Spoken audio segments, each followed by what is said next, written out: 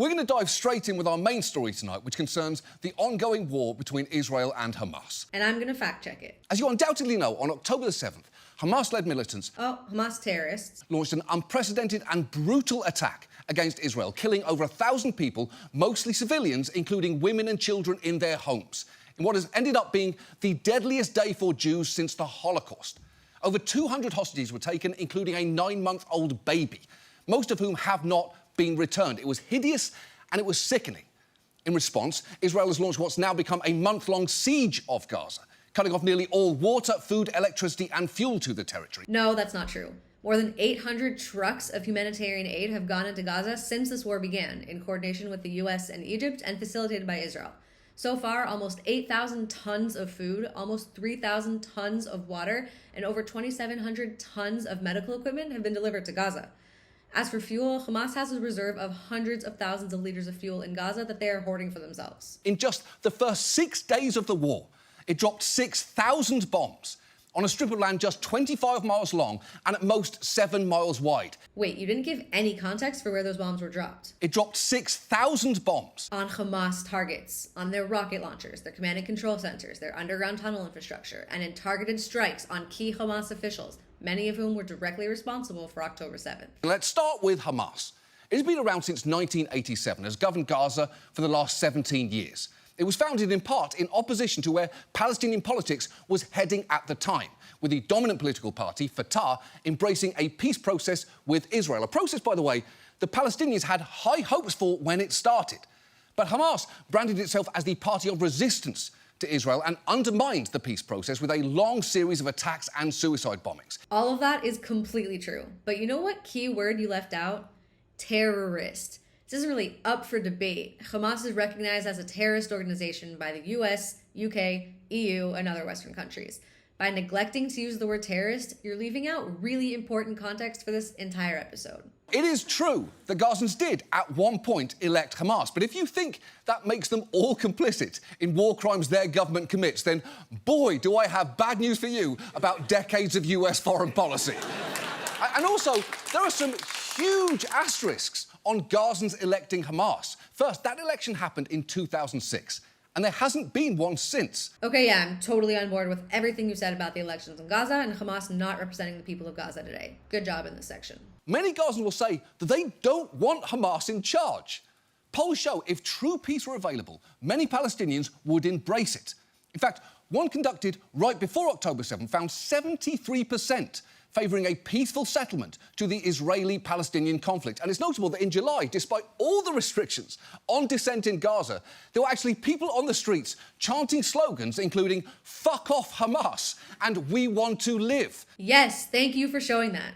Even if all Palestinians in Gaza did support Hamas, which they do not, the relentless bombings of civilians there would still be abhorrent.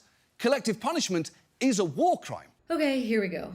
Did you not see any of the last month where the IDF was urging civilians to evacuate northern Gaza with leaflets, phone calls, text messages on the local news and in Arabic and English social media?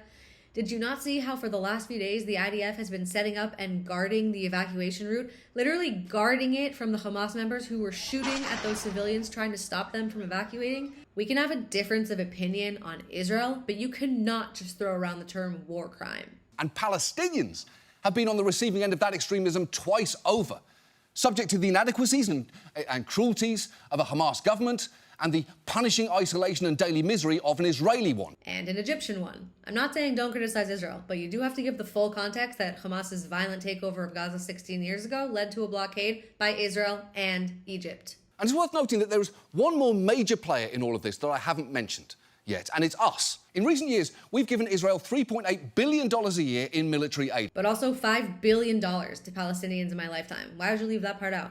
And from 2014 to 2020, UN agencies gave $4.5 billion just to Gaza. I'm not trying to make it a competition, but you're leaving out a lot of important context. As of right now, Hamas is still holding all but 4 of the hostages that it's taken and firing rockets toward Israel every day. And Israel is bombing relentlessly. Again, thousands in Gaza have been killed so far, which honestly shouldn't be a total shock, given that early on an IDF spokesperson said out loud, the emphasis is on damage and not on accuracy. Nope, he didn't say that. And I'm really disappointed that you used that misquote without fact-checking it. This is what he actually said that day. זה מייצר מקסימום נזק במרחבים ברצועה. התקיפות מבוצעות במרחבים על כל שביב של מידע מודיעיני, ובמרחבים האלה יש שטחי כינוס של מחבלים שהתכוונו לצאת להתקפה על ישראל. But it does seem to me personally that a ceasefire has to be the first step. Wait, but you played a clip earlier in this episode that explains why it's not right to call for a ceasefire. Hamas attacked in the first place. This was a terrorist attack. Right. And the idea that there's going to be a ceasefire now invites Hamas just to do it again. So don't you understand why calling for a ceasefire is just empty words? Joe Biden has said there is no possibility of a ceasefire, which is a hell of a thing to hear from perhaps the only world leader whose pressure could actually make one possible. What's that in the corner of the screen that you're not addressing? Israel agrees to 4-hour daily pauses in the fighting, so kind of like a daily ceasefire? There are those, like noted Mideast peace expert Harvey Levin, who will say, and not wrongly, that there are real dangers to a ceasefire, that Hamas might regroup once the bombing stops, although that's arguably going to be a danger whenever it stops. So why not stop right now? Because Israel's mission is to eliminate Hamas entirely. The reason not to stop now is so that they can succeed in eliminating Hamas entirely. So there can be no Hamas left to regroup. Continuing down this path only creates more extremists. I don't agree. We've seen plenty of innocent civilians in Gaza condemning Hamas for getting them into this horrible situation in the first place. And you could argue that watching Hamas leaders run this war from safety abroad while they're suffering is making more and more Palestinians turn against Hamas. And I don't want to say anything that denies the pain of those in Israel who have lost loved ones to a truly barbarous act or who are waiting anxiously for the return of hostages. Thanks. So maybe just stop there, and your call to action should be Hamas, release the hostages. That would be the first step toward peace for all of us.